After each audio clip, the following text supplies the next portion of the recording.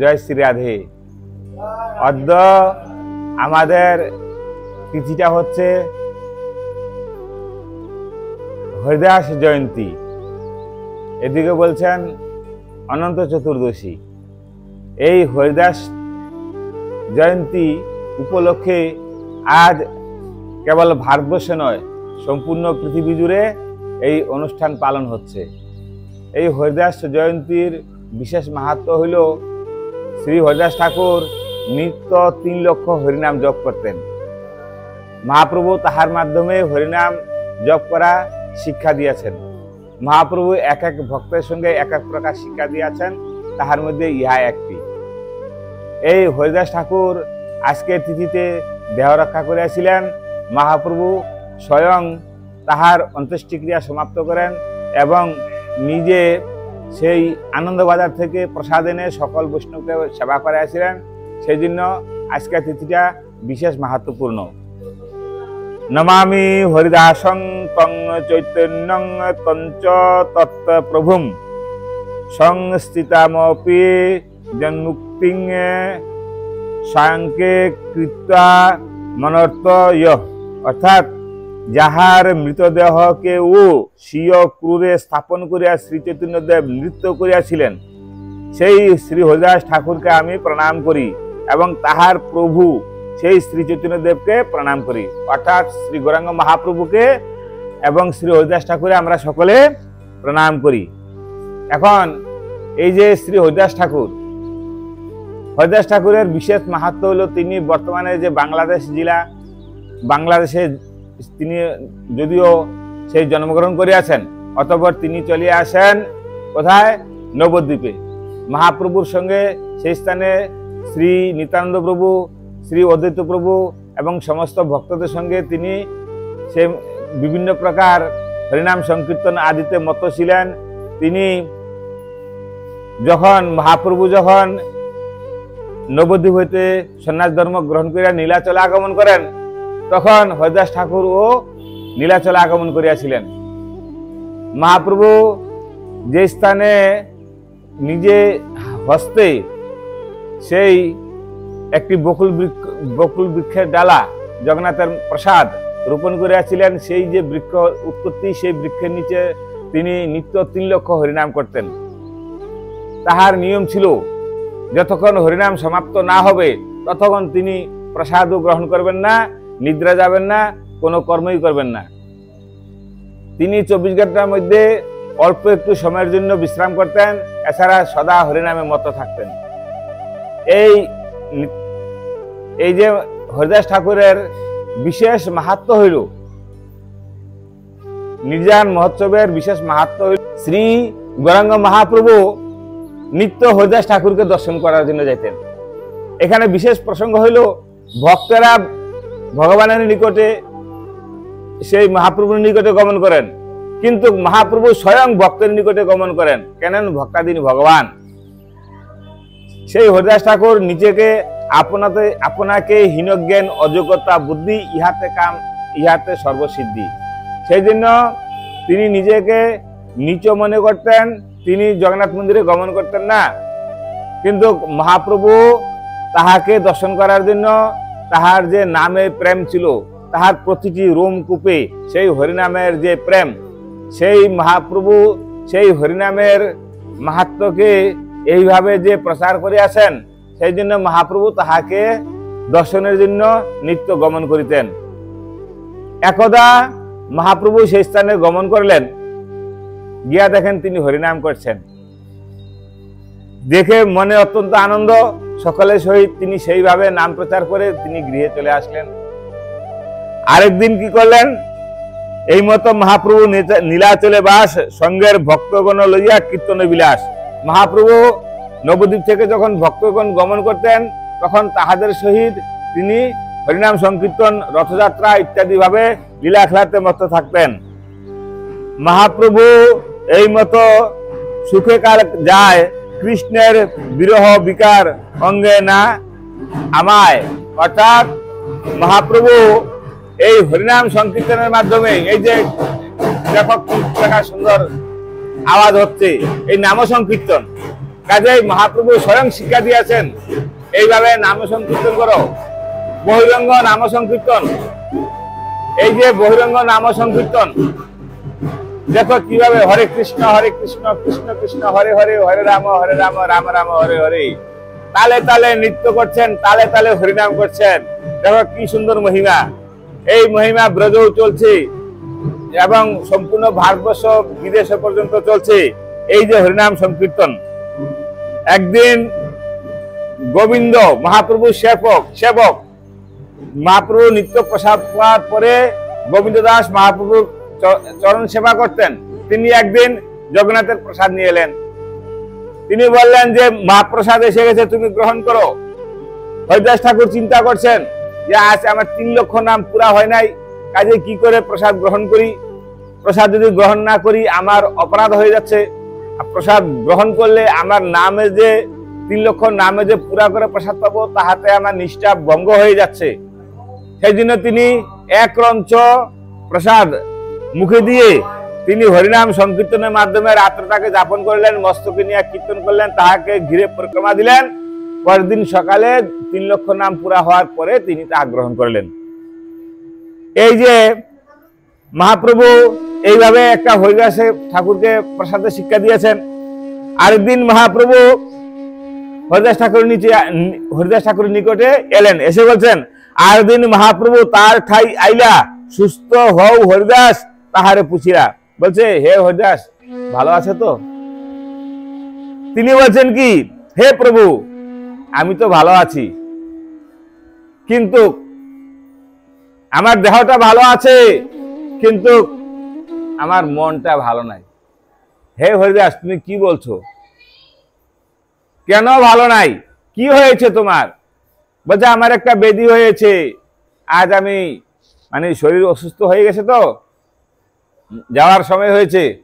বলছে, প্রভু আজ আমার 3 লক্ষ পুরা হচ্ছে না, কাজেই আমার অসুস্থ বুদ্ধিমন, কাজেই আমি এখন কি করি, নাম সংকীর্তন পুরা হচ্ছে না।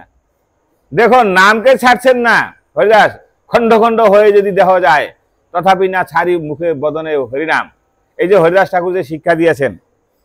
এখন তিনি মহাপ্রভু বলছেন, দেখো তুমি ছোটকাল থেকে বাসপান, ছোটকাল থেকে তুমি হরিনাম করে আসছো, এখন একটু নাম সংখ্যা কম করো। শিক্ষা দিচ্ছেন যে তুমি কম করো, কিন্তু তিনি বলছেন কি, আমার খণ্ড খণ্ড দেহ যদি হয়ে যায়, কেউ যদি আমাকে মারে পিটে কাটে কিছু করে, আদি বেদি যত কিছু হোক, আমি নামকে 3 লক্ষ পুরা আমি বন্ধ করব না। হ্যাঁ, এইভাবে হরিদাস ঠাকুরের সঙ্গে আলোচনা করে চলে গেছেন। শেষে একদিন সেই হরিদাস ঠাকুর আজ আর বিশেষ কথা বলতে পারছেন না, যাওয়ার সময় এসে গেছে। মহাপ্রভু সমস্ত ভক্তগণের সঙ্গে সেই সিদ্ধবকুল তলায় আসছেন, যে স্থানে হরিদাস ঠাকুর নাম করতেন। এসে বলছেন কি, হরিদাস কেমন আছো? আস্তে আস্তে বলছে, হে প্রভু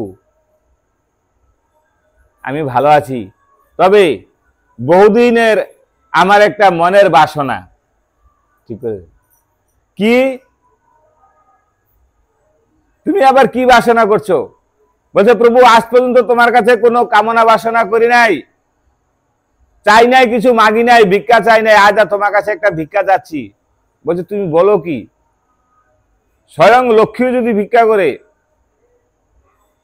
কেউ যদি দান করে, কিন্তু তুমি যা চাবে আমি তাই দিব, তুমি বলো কি চাও। বলছে, প্রভু আমি বুঝতে পেরেছি তুমি চলে যাবে লীলা সম্বরণ করে, তুমি যদি চলে যাও তোমার বিরহ আমি সহ্য করতে পারবো না, কাজেই তোমার আগে যেন আমার দেহটা যায়। আর কি আমার এই হলো কামনা, যে দেখো হে প্রভু আমার এই কামনা, আজ তোমার কাছে ভিক্ষা মাগছি, তুমি আমাকে ভিক্ষা দাও। কি ভিক্ষা দিবে? আমার যখন শরীর থেকে যখন দেহটা যাবে তখন বদনে যেন হরিনাম আসে। আর কি তোমাকে দর্শন করে, তোমার নেত্রে আমার নেত্রে দর্শন করে, তোমাকে দর্শন করে বদনে হরিনাম করে যেন আমার দেহটা যায়। বলছে, হায় তুমি এই কি ভিক্ষা চাইলে? ত্রিভুবনে তো কাহ এরকম ভিক্ষা কাহ চায় না, কাহ বলে ধন দাও, কাহ বলে জন দাও, কত কিছু চায়। তুমি কি চাইলে? বলছেন কি, এক বাঞ্ছা হয় মোর বহুদিন হইতে, লীলা সম্বরিবে তুমি মোর লয় চিতে। সেই লীলা প্রভু মোর কভু না দেখাইবা, আপনার আগে মোরে শরীর পারিবা, মানে শরীরকে ত্যাগ করাইবা। কাজেই কিরকম ভাবে ত্যাগ করাবা? হৃদয়ে ধরিমু তোমার কমল চরণ, নয়নে দেখিমু তোমার চাঁদ বদন, জিহ্বায় উচ্চারিমু তোমার কৃষ্ণ শ্রীকৃষ্ণ চৈতন্য নাম, এই মতো মোর ইচ্ছা ছাড়িমু প্রাণ। হে প্রভু, এই ভিক্ষা আমাকে দান করো। শ্রী চৈতন্য চরিতামৃত কৃষ্ণদাস কবিরাজ গোস্বামী বলছেন, বলে তুমি কি চাইলে? তুমি তবে তুমি যা চাইলে আমাকে দিতে বাধ্য হবে, কেননা ভক্তাধীন ভগবান। এখানে বলছেন যে তুমি যা চাইলে তাহা আমাকে দিতে হবে। তখন একদিন মহাপ্রভু যখন এলেন, সমস্ত ভক্তগণের সঙ্গে কীর্তন করছেন, তিনি সেই বদনের সঙ্গে, মানে তিনি সেই নয়নের সঙ্গে নয়ন দিয়ে বদনে হরিনাম করে কি করলেন? শ্রীকৃষ্ণ চৈতন্য শব্দ করিতে উচ্চারণ, নামের সহিত প্রাণ কইল উৎক্রামণ। হায় হায়, আমার হরিদাসে চলে গেল, আমার প্রাণ চলে গেল। মহাপ্রভু সেই বিভোর হয়ে হা হরিদাস বলে কান্নাকাটি করছেন। আর আমাকে 3 লক্ষ হরিনাম কে শোনাবে? আমার সেই প্রকার ভক্ত আর কোথায় পাবো?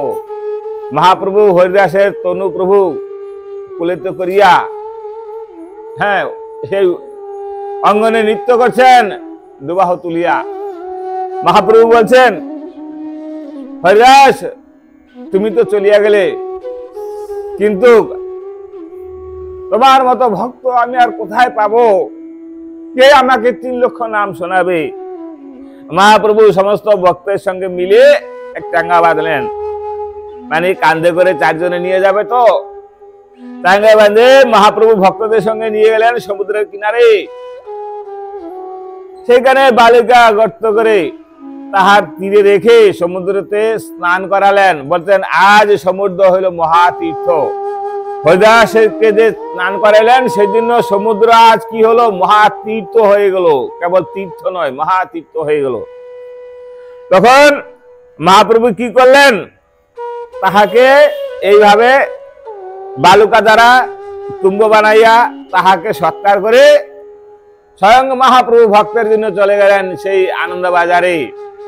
সেখানে গিয়ে বলছেন, আঁচল পেতেছেন স্বয়ং ভগবান মহাপ্রভু, আমার ভক্তের জন্য তোমরা ভিক্ষা দাও। যাহারা যাহারা নিয়ে গেছে তাহাকে সঙ্গে করে, হ্যাঁ, সকলকে তিনি প্রসাদ বিতরণ করাবেন, প্রসাদ পাওয়াবেন। এই অবস্থা দেখে সমস্ত পশারিগণ এমন ভাবে দিতে লাগলেন, মহাপ্রভুর হাতে আর ধরছে না।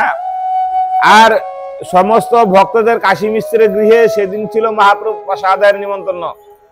সকলে বলছেন, স্বরূপ দামোদর, হে প্রভু তুমি যাও ভজন কুটিরে, আমরা নিয়ে আসতেছি। সকলে চাঙ্গায় করে, মানে ওই বোঝা বেঁধে নিয়ে গেলেন সেই স্থানে। নিয়ে এবার মহাপ্রভু কি করলেন? সমস্ত ভক্তদের বসাইলেন। বসাইয়ে মহাপ্রভু প্রসাদ দিচ্ছেন। এক একজনের পাতে করে 5-5 জনের অন্ন প্রসাদ, মানে এমন ভাবে দিচ্ছেন মহাপ্রভু, তাহার বাহ্য জ্ঞান আর নাই। সেই হরিদাস ঠাকুরের প্রেমে বিভোর হয়ে এমন ভাবে দান করছেন। মহাপ্রভুর ভাব দেখে সকলে বুঝতে পারছে আজ প্রভু মন স্থির নাই। তখন তারা চিন্তা করলেন যে এইভাবে প্রসাদ দিয়েছে, প্রসাদের অপমান না হবে যদি প্রসাদ না পাই, তবে কি করো? একটা উপায় বাইর করলেন। সবাই বললেন যে প্রভু আপনি যদি ভোজন না করেন তাহলে আমরা প্রসাদ পাবো না, কাজে আপনি বসুন। তখন সকালে মিলে ধরে প্রভুকে বসাইলেন। প্রভু প্রসাদ পাচ্ছেন, হরিনাম করে হরিদাসকে স্মরণ করে। হায় হায়, ভক্ত দেখো, ভক্তের কি প্রকার, ভক্তের জন্য ভগবান কি প্রকার করছেন। সেই হরিদাসকে স্মরণ করছেন আর প্রসাদ পাচ্ছেন স্বয়ং ভগবান। কিরকম ভক্ত তাইলে!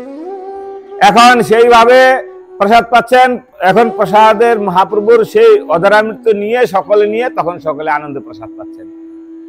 এখন সেই প্রসাদ পাওয়ার পরে মহাপ্রভু সকলকে আশীর্বাদ দিচ্ছেন কি যে তোমাদের যেন নামে রুচি হয়, এই বলে আশীর্বাদ দিচ্ছেন যে এই হরিদাস ঠাকুরের প্রসাদ যিনি গ্রহণ করবেন, এই হরিদাস ঠাকুরের সেই তিথিকে যিনি যাপন করবেন, এই হরিদাস ঠাকুরের যিনি একটু মালাও গেঁথে দেন, একটু ঝাড়ু মোছা দিয়ে দেন, হরিদাস ঠাকুর তিথিতে যে কোনো কর্ম করেন তা অক্ষয় অমর হয়ে থাকবে, আর তাহার নামে রুচি হবে। নামে রুচি হবে, ভক্তের কৃপাতেই ভগবানের কৃপা হবে। কাজেই তোমরা সকলে মিলে এইভাবে তোমরা হরিদাস ঠাকুরের নির্যান যাপন করবে।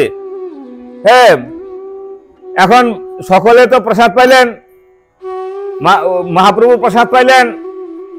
এখন কি করলেন, সকলকে মহাপ্রভু আশীর্বাদ দিলেন। আশীর্বাদ দেওয়ার পরে যে সকালে যে যার ঘরে গেলেন, কি বলছেন, শ্রীরূপ রঘুনাথ পদে যারা আস, শ্রী চৈতন্য চরিতামৃত কহে কৃষ্ণ দাস। এইভাবে তিনি হরিদাস নির্যানকে যাপন করেছেন, আলোচনা করেছেন। আমরা সেইভাবে যাপন করতেছি। আজ রাধাকুণ্ড স্থিত জগন্নাথ মন্দিরে, পুরীর জগন্নাথ, রাধাকুণ্ডের জগন্নাথ। কাজেই সেই মহাপ্রভু ছিলেন পুরীতে, আমরা মনে করছি আমরাও আজ আছি সেইভাবে থেকে আমরা আজ হরিদাস ঠাকুরের তিথিকে যাপন করছি। হে প্রভু, তুমিও যদি আমাদেরকে কৃপা করো, তুমি যদি আমাকে কিছু দাও, তাহলে হরিদাস ঠাকুরের মতো আমাকে তুমিও দিও, যেন আমার যেন নামে রুচি হয়, আর আমারও যেন অন্তিম সময় তোমার সেই স্বরূপ চিন্তা করতে করতে, জিহ্বায় নাম করতে করতে আমারও যেন দেখা যায়। কাজে এই কামনা করে, হে প্রভু, আমি আপনার নিকটে এইভাবে কামনা বাসনা রেখে জাগতিক জগতের কত কিছু চাইতে পারি, চাইলেও তুমি দিও না গো। তোমার চরণ ছাড়া যেন আমাকে বঞ্চিত না করো, তোমার চরণে আমাকে স্থান দেখো, এই কামনা রেখে হরিদাস নির্যান আমরা অনুষ্ঠান